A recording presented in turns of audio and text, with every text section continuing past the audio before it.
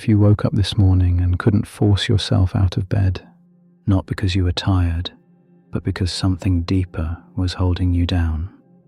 Stop blaming yourself. Carl Jung discovered something that changes everything about exhaustion. He studied thousands of patients who felt this exact heaviness.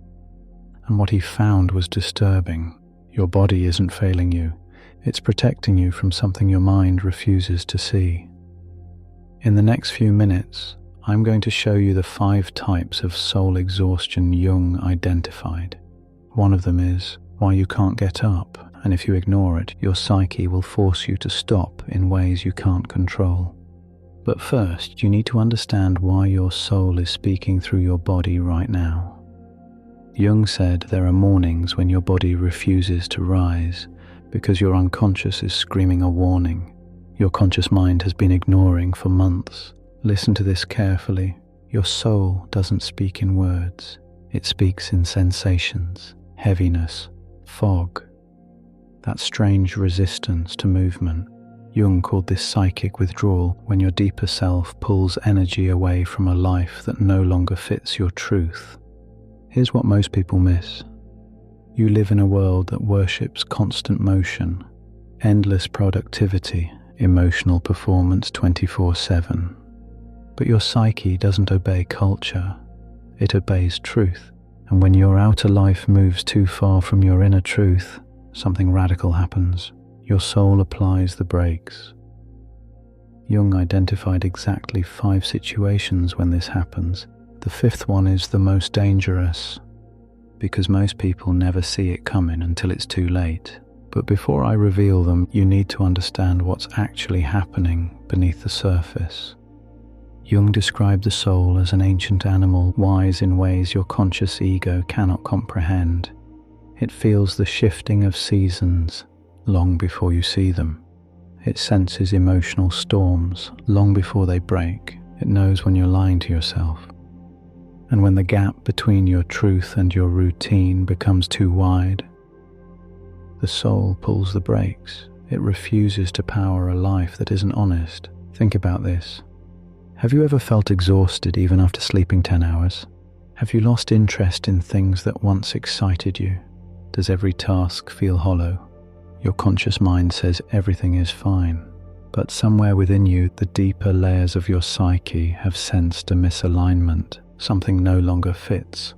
The body, loyal to truth, refuses to move in a direction that betrays the self. Now here's where it gets interesting, and this is what Jung spent decades studying. Jung discovered that soul tiredness carries 5 distinct shapes. Each one whispers a different truth. Each demands a different response. And you need to identify which one is speaking to you right now. Form 1. The tiredness of misalignment. This is exhaustion that rises when your outer life no longer matches your inner values. You move through tasks that once felt meaningful but now feel hollow. Conversations feel scripted. Even successes feel strangely distant. Jung's insight. The psyche withdraws energy from anything that's no longer genuine. When your soul senses you're living for approval rather than truth, it silently refuses to cooperate. The signal: you wake up feeling drained before the day even begins. Not because you're lazy, because your soul is refusing to support a performance. But that's not the most dangerous form. The second one is subtler. Form 2. The tiredness of unmourned grief. Some heaviness belongs to the past, not the present. Losses you never faced, endings you never honored, versions of yourself that died quietly, without ceremony. Jung discovered that unprocessed grief absorbs psychic energy like a sponge. You feel tired because your soul is holding a vigil for something you never allowed yourself to bury. The message: until you acknowledge what was lost, your soul withholds vitality. It's asking for remembrance before renewal. The third form is one Jung called the emotional barometer, and if you're highly sensitive, this is probably destroying you right now. Form 3, the tiredness of emotional overload. Some people are born with heightened sensitivity. They absorb the moods of others, the chaos of the world, the hidden tensions in every room. Jung saw these people as emotional barometers, picking up shifts in the collective atmosphere before anyone else notices. Their exhaustion isn't weakness, it's a cleansing response. The soul forces stillness so the emotional system can reset. Lying down becomes a purification ritual. Silence becomes medicine. If this is you, your body is demanding recalibration. Form 4. The tiredness of transition. This is the exhaustion that appears when one identity dissolves and another hasn't yet emerged. You're no longer who you were, but not yet who you will become. Jung called this the liminal space, the sacred in between. During this time, your psyche uses enormous energy to dismantle old structures and prepare new ones.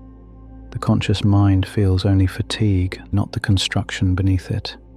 You're like a creature in the dark chamber of metamorphosis, dissolving, so you can reform. But the fifth form is what Jung warned about most urgently, because this one doesn't just exhaust you, it can poison your entire life if you ignore it.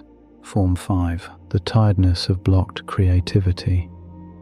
There's an energy within every person that longs to imagine, build and express, shape something original. When this creative force is suppressed by routine, by fear, by a life that demands practicality over authenticity, the energy doesn't disappear. It turns inward, it stagnates, it becomes heaviness. Jung believed that unused creativity becomes psychological weight. The soul whispers, "Stop wasting my fire." This tiredness isn't emptiness, it's energy searching for a doorway. And if you don't open that door, the pressure builds, the exhaustion deepens, the soul withdraws further and further until you're completely numb. So now you know the 5 forms. But here's what Jung said you must do next. And this is where most people get it completely wrong. Jung believed that stillness is not the absence of life, it's the workshop of the unconscious. When the world sees you lying motionless, Jung sees you entering a sacred chamber, where the soul quietly reshapes itself. Think of a forest in winter. The trees appear lifeless, the soil looks frozen. Yet beneath that silence, roots are drinking in the dark. Seeds are preparing to break open. Life isn't gone, it's reorganizing. But modern life has no patience for winter. It expects permanent summer, and that's exactly what's destroying you. The modern world fears this rest. It interprets stillness as failure. It demands constant growth, even when the soil of your spirit has been exhausted. But the psyche doesn't grow on command. It grows through cycles. Movement, then pause. Expansion, then contraction. Illumination, then darkness. Silence is the interval that makes transformation possible. When you lie still, your soul gathers the pieces of you that have been scattered by stress, by expectation, by years of emotional strain. It brings them home. It begins to mend what has been torn. And Jung discovered a specific practice you can use to speak directly with this deeper part of yourself. Jung taught that whenever heaviness descends, you can begin a sacred practice, active imagination. Sit in the quiet, take a pen, let your hand move without thinking. Write the images that appear, the feelings that drift in, the strange scenes your mind displays. Like distant lanterns in the dark, don't judge, don't shape. Let the unconscious reveal its map naturally. This is dialogue between what you pretend to be and what you truly are. Jung taught 3 questions to ask in this stillness. 1. What am I protecting myself from? 2. What in my life no longer serves my growth? 3. Which version of me is asking to be born? You don't force answers, you let the unconscious respond in its own voice. Sometimes the answer comes as warmth in your chest, sometimes as a whisper of sadness, sometimes as a memory you'd forgotten, now glowing with new meaning. The soul doesn't speak loudly, it speaks honestly. And when you finally hear what it's saying, something extraordinary happens. There comes a moment after long stillness, when something inside you stirs. It's quiet at first, almost fragile, like the faintest breeze, moving through unopened leaves. Jung believed this moment is the soul announcing that the period of inner incubation has completed its work. You may wake one morning and feel a subtle shift in your chest, not a burst of energy, not sudden motivation, but a small warmth, a gentle pulse of aliveness, returning from someplace deep within. But here's Jung's warning. Most people miss this delicate awakening because they rush back into their old patterns the moment they feel a trace of energy. They return to the very life that exhausted them. They pick up the weight that broke them. This is what causes the cycle of burnout and collapse. The task now isn't to run, it's to rise slowly, to move with awareness, to let your energy expand gently instead of exploding outward. The person who rises from inner winter is not the same person who entered it. So if you reach this point, there's something within you that already knows the truth. You were never broken for needing rest. You were never weak for slowing down. You were never lazy for wanting to lie still. While the world kept moving, your soul was speaking to you in the only language it had left, the language of heaviness, the language of silence, the language of stillness.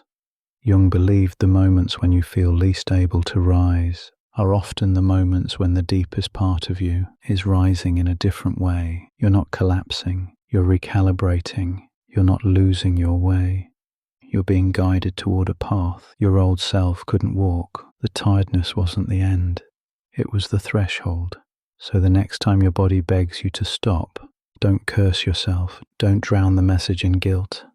Place a hand on your heart and remember, the soul speaks softly, and stillness is its first word.